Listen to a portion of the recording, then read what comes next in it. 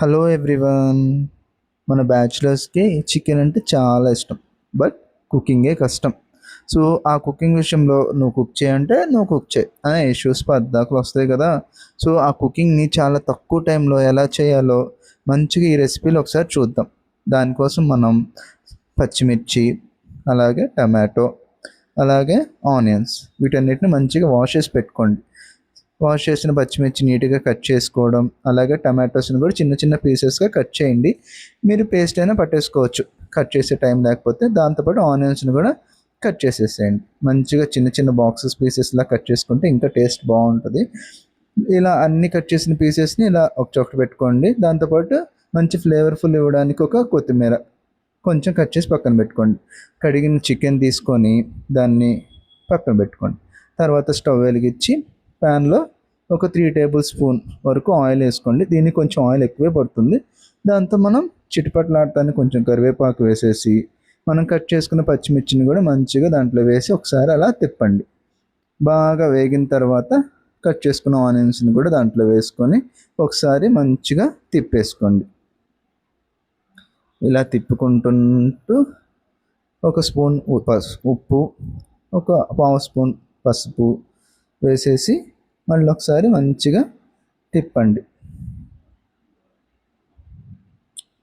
ఇలా తిప్పుతూ తిప్పుతూ మూత పెట్టేసి వాటిని బ్రౌనిష్ షేడ్లోకి తీసుకురండి. ఈ టైంలో ఒక 1 or 2 టేబుల్ స్పూన్ అల్లం వెల్లుల్లి పేస్ట్ వేసేసి మంచిగా తిప్పండి. ఇక్కడ 2-3 స్పూన్లు, 1 స్పూన్ ఎక్స్ట్రా వేసుకున్నా పర్వాలేదు.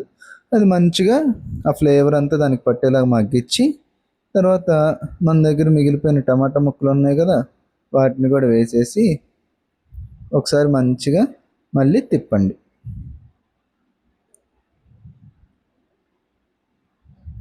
సో ఇలా బాగా తిప్పేసుకున్న తర్వాత ఈ విధంగా మంచిగా కలుపుకున్న తర్వాత మనం కడిగిన చికెన్ ఉంది కదా, ఫస్ట్ లివర్ ముక్క వేసానండి. అదంటే నాకు చాలా ఇష్టం, అందుకని.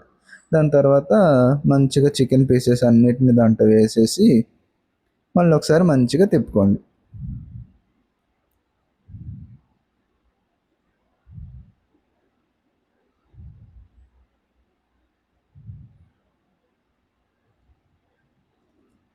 చూసారా ఎలా తిప్పామో? మంచిగా ఇలా తిప్పేసుకొని మూత పెట్టేసుకోండి. ఇప్పుడు దాంట్లోంచి మంచిగా వాటర్ వస్తాయండి. ఇలా మంచిగా వాటర్ వస్తాయి. సో మనం ఏ వాటర్ పోయకుండానే ఆ వచ్చిన వాటర్తో ఇలా నీట్గా మగ్గిపోతూ ఉంటుంది. అప్పుడప్పుడు తిప్పుకుంటూ ఉండండి. కొంచెం ఫ్లేము మీడియం టు హైలో ఉంచుకోండి, ఎందుకంటే ఆ టేస్ట్ వేరే ఉంటుంది. మనం మరీ సిమ్లో ఉంచిన, హైలో ఉంచిన ఒక రకంగా ఉంటుంది. కానీ మీడియం టు హై అలా అడ్జస్ట్ చేసుకుంటూ ఫ్లేమ్ మెయింటైన్ చేస్తే ఇలా చికెన్ మంచిగా ఉడికించుకున్నాం అనుకోండి, దానికి బాగా పక్కాగా వస్తుంది. సో అలా ముక్క ఉడికిందో లేదా అనేది చూసుకోండి. ఇక్కడ ఇట్లా మంచిగా ముక్క ఉడుకుతుంది. ఇలా బ్రేక్ అయితే ఉడికిపోతుంది. మరీ ఎక్కువ బ్రేక్ ఉడకకూడదు, అలానే తక్కువగా ఉడకకూడదు. సో అప్పుడు అదే టైంలో ఒక 4 టేబుల్ స్పూన్స్ కారం వేసుకోండి. మేము కొంచెం కారం ఎక్కువ తింటాం కాబట్టి ఎక్కువ వేసుకున్నాం. అసలైనా ఈ చికెన్ నాన్ వెజ్ కర్రీస్లో కారం ఎక్కువే పడుతుంది. మీరు కొంచెం తగ్గించేసుకున్నా పర్వాలేదు. దాంతోపాటు chicken masala and coriander powder అంటే ధనియా పౌడర్, ఇంట్లో చేసుకున్న గరం మసాలా అంతా వేసుకొని మళ్ళీ ఒకసారి మంచిగా తిప్పేసుకోండి. బాగా తిప్పాలి. ఇది కారాలు, ఈ మసాలాలు అవంతా దానికి పట్టాలండి. పెడితేనే అప్పుడు మంచిగా ముక్క మనకి చప్పగా ఉండకుండా కాస్త టేస్ట్గా ఉంటుంది.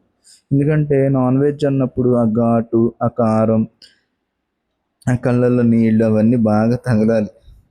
సో నీళ్ళంటే గుర్తొచ్చింది. ఇక్కడ మంచిగా ఉడుకున్న తర్వాత హాట్ వాటర్ కొంచెం ఒక గ్లాస్ హాట్ వాటర్ తీసుకొని పోసుకోండి. మీకు ఏ కన్సిస్టెన్సీ కావాలంటే ఆ కన్సిస్టెన్సీ ఇలా ఉంచేసినా పర్వాలేదు. కొంచెం హాట్ వాటర్ తీసుకొని పోసుకున్నారనుకోండి, కొంచెం మంచిగా మగ్గుతుంది. ఆ టైంలో మనం కొంచెం కొత్తిమీర వేసుకోండి ఇప్పుడు, ఎందుకంటే ఈ కొత్తిమీర ఫ్లేవర్ కూడా దానికి పడుతుంది. వేసుకున్న తర్వాత మళ్ళీ ఒకసారి తిప్పుకొని మంచిగా ఈ రకంగా ఉడికించుకోండి, నూనె పైకి తేలేంత వరకు. ఒకసారి లాస్ట్లో చూడండి నూనె ఎంత మంచిగా పైకి తేలిందో. వీటన్నిటికి మంచిగా మసాలాలు పట్టేసి ఎర్రగా నూనెతో ఎంత బాగా కనిపిస్తుంది చికెన్ కర్రీ. అంతేనండి. మంచిగా మీరు కూడా ఇలా చికెన్ తెచ్చుకొని 10 నిమిషాల్లో చికెన్ రెడీ చేసేసుకొని వేడి వేడి అన్నం పెట్టుకొని ఒక కుమ్మేసేయండి అంతే.